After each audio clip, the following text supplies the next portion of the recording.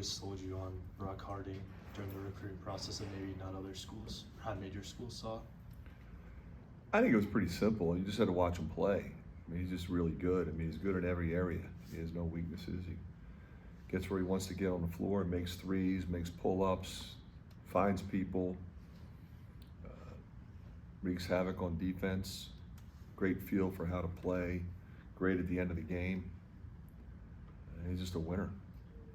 Maybe it's an obvious question, but what will he and Freeman get playing together for a year? Well, the thing about it is they've been playing together for a while on the AAU circuit, so they'll be together for the first time for Moline High School, but they've been phenomenal together, Mike, for a couple summers for a very good AAU team. And that will just continue. I mean, they already have compatibility in terms of knowing each other extremely well, and they're going to be a tough team to beat in that state. Forgive me for not knowing this, but what prompted Owen's decision to go to Moline? I think part of it, you know, he wanted to play with Brock. I think there were other factors involved, but I know that was one of the big ones. You look at the class as a whole, I believe you have 3 top 150 guys. Now that they're signed, what can you say just about the effort of yourself and your entire staff to bring in a class like that? Well, you know, it started with Owen and Price. We started recruiting them really early. Obviously with Price, you know, we were going after Peyton hard, and Price was a freshman. So that's how long we've been recruiting him and knowing him. And he just kept getting better and better. I mean, his numbers last year in the state were phenomenal, as they were in the summer on a very high level AAU circuit. We went after Owen a long time ago and really zeroed in on him as being a front court guy that could really help us immediately. You know, he obviously had a lot of attention, so we just went hard at him, and we were very fortunate he committed pretty quickly. And then Brock's a guy that we've been watching, and you know, I think it's one of those things that, you know, didn't take long, but after a while, you know, you just watch this kid play and say, well, he can play for anybody. You know, I think people were looking at his size and trying to figure out reasons why he couldn't play in a Power 5.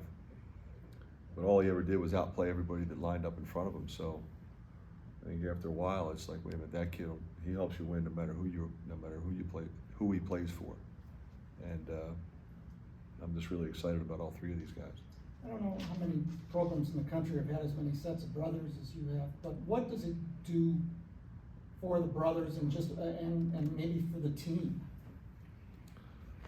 Well, you know, I think there's familiarity on a number of different levels.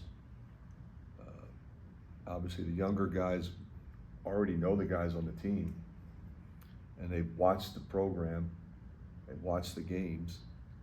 So there's comfortability there. And you know, I think the fact that the older brothers are telling the younger ones to come, I think that's great. Obviously, Keegan and Chris were the same year, but you know, you're happy that the older brothers had a great experience. I was going to say, what does it say about the chemistry then of your team that these guys really you can gravitate toward? Yeah, I mean, you know, Price obviously he'll come down and he'll want to spend time with his brother. His brother's friends are the guys on the team, so he gets to know them and they become friendly. So it makes it what can be a very difficult decision a lot easier when you have that comfort factor. What are some of the main differences between Price and Peyton with how they played at this stage in high school? Well, think about Price. You know, when he was a freshman, he started at the point for them and played point primarily his freshman and sophomore year. I really liked that about him. He kept growing. You know, he's now about almost the same size as Peyton. They're both 6'7", 6'7" plus. But I also think it's been good for Price to really expand his game. He plays at the forward position. He has to rebound. Sometimes he's the tallest guy out there, and he has to get all the rebounds and block shots. Then he brings it down, but he's always making threes. He's always making plays. But both of them have very similar skill sets in the sense that, you know, they really don't have a lot of weaknesses. They can dribble, pass, and shoot. They rebound. They defend.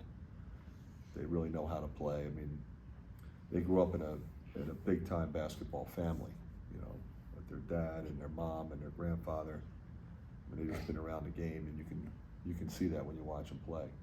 Does Price have that same mindset where every shot he takes, he thinks going in? Like Yeah, you're surprised when it doesn't go in when he shoots it, and I think that's the important thing, Pat. That you just keep shooting if you miss a couple.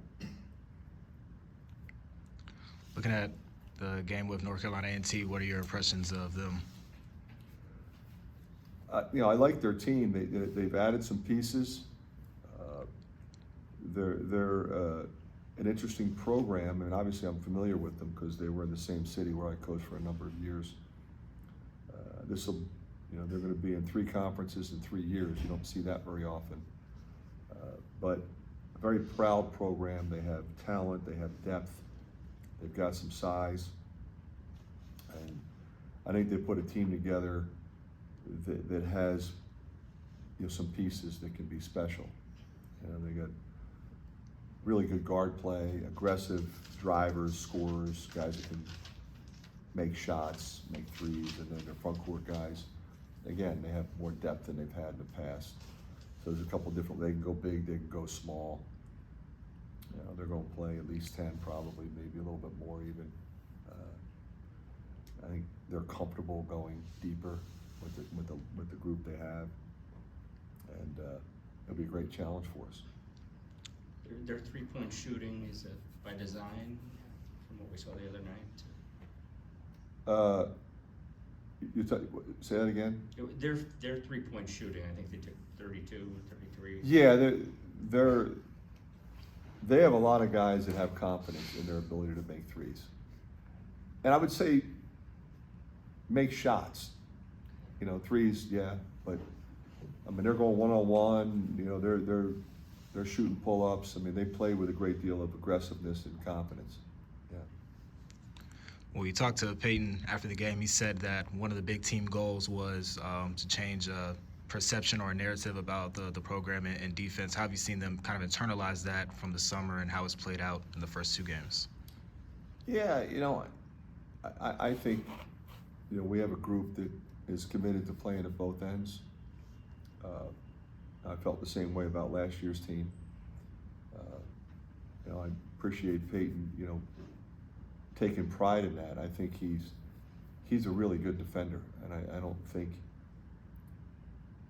people sometimes look at really good shooters that way, but if you watch him play, he really competes defensively, and that says a lot about him. And I think we have a team that can really defend. We've got length, we've got depth, you know, we can put pressure on the ball, and that's what we're supposed to do.